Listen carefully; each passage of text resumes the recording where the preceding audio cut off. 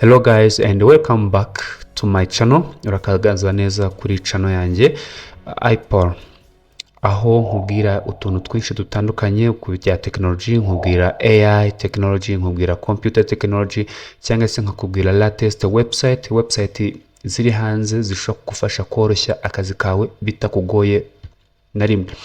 Uyu munsi rero ndagira ngo nkwereke Excel trip cyangwa se akantu muri Excel gashobora kugufasha mu buzima busanzwe kandi utabanje kubaza abandi bantu cyangwa se bitakugoye. Reka tuvuge yuko ufite data zawe muri Excel ziri muri ubu buryo, aho dufite number, date, quantity, so byose byagiye muri row. Instead yo kubigira mu macolumn wabibyaje muri row. So kandi ubu buryo ndakeka bushaka kukubangamira mu buryo bumwe cyangwa se ubundi, kandi ushaka kubona izi data muri row.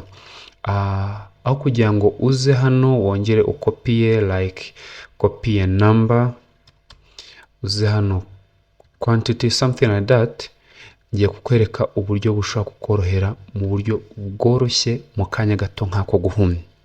So niba utarakanda subscribe, please kora kuri subscribe, ubundi ugibona video nziza nk'izi ngizi zigufasha kwihuta mu iterambere ry'ikoranabuhanga.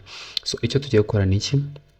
Tugiye guselectinga all ibyo dushaka byose kuyishira muri column. So tumaze kubiselectinga, ndakora copy.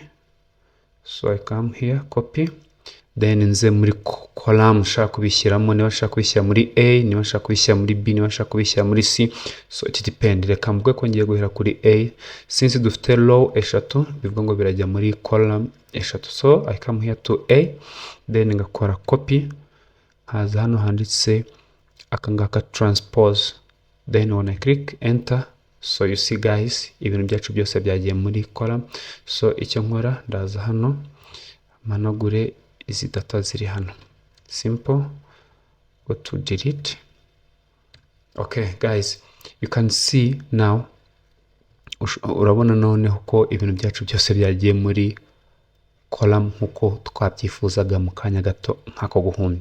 So guys, if you like this video, niba wakunze video yanjye, ndagusaba gukora subscribe, share, comment kugira ngo bigere no ku bandi bantu benshi batazajya bagorwa n'utuntu dutandukanye. So stay tuned, nizere ko windi video tuzaba turi kumwe. Bye bye. Thank you for watching.